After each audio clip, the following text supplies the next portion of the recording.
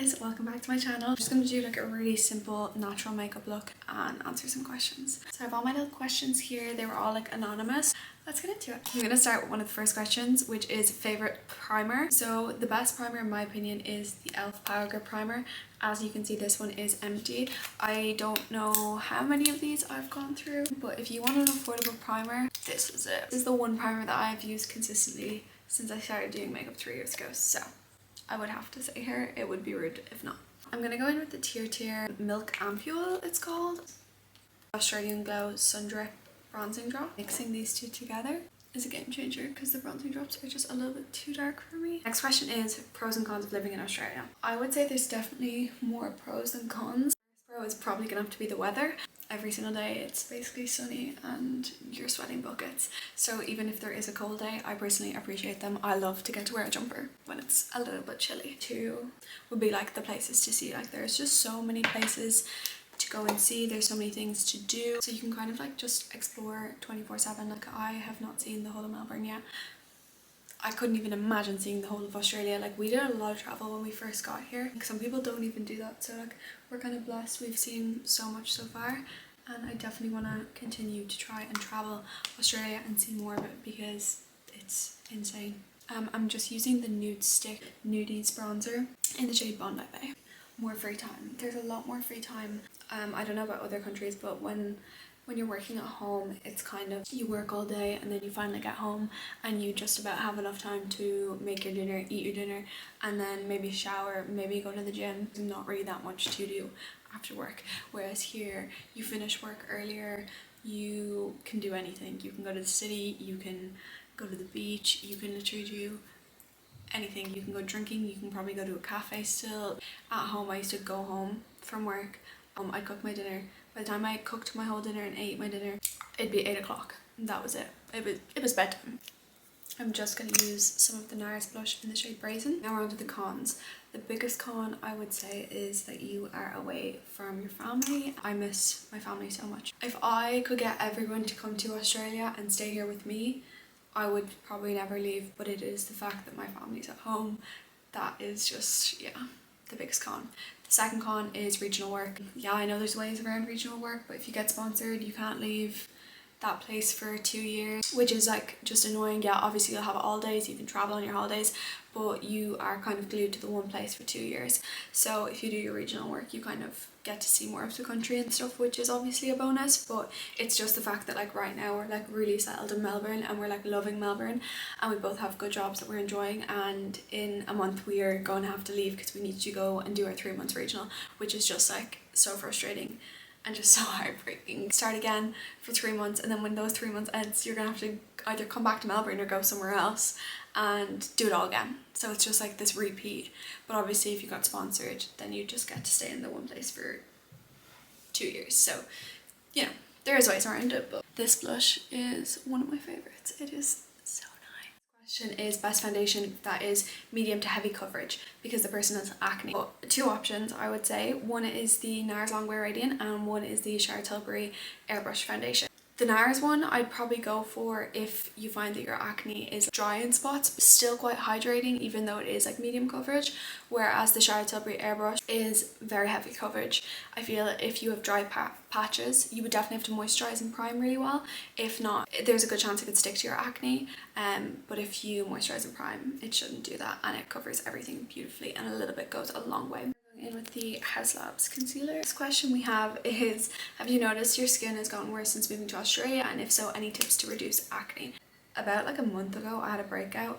I'll insert pictures. I think I got it because when I first got here I was going out a lot, I was drinking a lot, I was like trying new places for food, a lot of it was like greasy food, and personally that breaks out my skin a lot, so that could be an issue if maybe you're doing those things. My skin's a lot better now. It doesn't really have any spots left, so I've stopped drinking and I've stopped eating out since January, and my skin's gotten better. So I have a feeling that was a correlation because I did definitely think my skin got worse when I got here. Some things that I've started to do to try and get my skin back on track over here is drinking more water, eating more fruit, using face sun cream, not one that's for your body because that will break out your skin on your face, and spot patches. I love using spot patches because I feel like it doesn't spread them, and it'll stop you from like picking and scabbing at them. This is the Kaleidos powder, and I'm just gonna really lightly set with this. So the next question is, what is the best serum for hydration? This product is probably like the best product that I own, and it has changed my skin so much. It is the Glow Recipe Watermelon PHA and BHA toner, and so basically PHA is going to hydrate your skin and BHA is going to help with your pores. So anything that says PHA on it, that is for dry skin, so it'll help to hydrate. And when I use this, I can just see such a difference in the glowiness of my skin, the hydration of my skin. I highly recommend this, and I also love their niacinamide. If you use niacinamide and you need a new one, this is fantastic. Next question is, any recommendations for makeup brushes? Haven't bought new ones in years and need a refresh.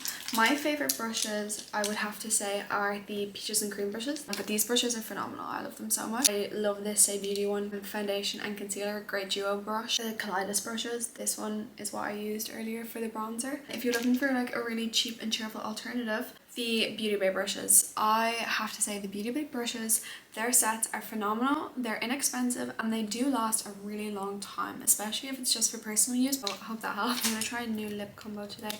I'm going to use the Say Beauty liner in the shade Twist. Is that too purple? They're really glided on though. MAC lipstick in the shade Blankety.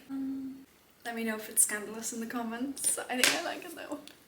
Next question is, I moved to Spain 2 years ago, but I miss Ireland so much. It actually gets harder as time goes on. Any advice? Appreciated. Try and find hobbies so you're distracted. FaceTime everyone at home, text everyone at home. Have your own routine and have your own things to do. I think when you're alone, that's when you're like missing home.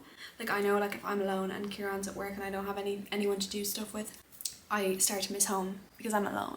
So try find your own routine and your hobbies and things that you can do when you're alone, so that you're not just like sitting there like thinking that you're lonely and thinking about home, because I feel like that's what always happens to me anyway. Personally, I just do makeup when I'm alone, or I like to go on walks and listen to podcasts. I started doing Pilates classes. I'm a Pilates princess now. And Spain is so close. If you ever do miss it that much, like get a little Ryanair cheap ass ticket, come home for 2 days. You can always go home even just for a visit, especially from Spain. You have it so nice in Spain. Imagine Australia, you're a lot further away. My last and final question is advice for someone wanting to start in the gym more often. My biggest piece of advice would be this girl right here. I trained last year with Ellie from March until September until I came to Australia, and I think that she is the golden ticket. She is the best personal trainer. I've never had another one, but I just know she's the best because she's the best. I just love her. I love her so much. But she's so good at what she does, and she is so supportive, and she goes through everything with you, and I have never looked as good as when I trained with Ellie. I don't go to the gym over here because I'm scared. I'm really scared to go to the gym. One thing I would say is going to classes I find is less scary than going to the actual gym. I find the gym is daunting when you like walk in and there's just like loads of machine and loads of big men around you. It makes me scared. I hate it. So find some classes, like spinning classes I really like. I think they're fun. And Pilates, I'm doing reformers, love that. I'm also doing mat Pilates, really fun. But yeah, workout classes are a good like gateway, I think, because there's other people there. It's kind of social. It's less like you walk into a gym and you're just like on your own, daunting. Probably the best advice I can give, either workout class or Ellie. You can pick. This is our finished makeup.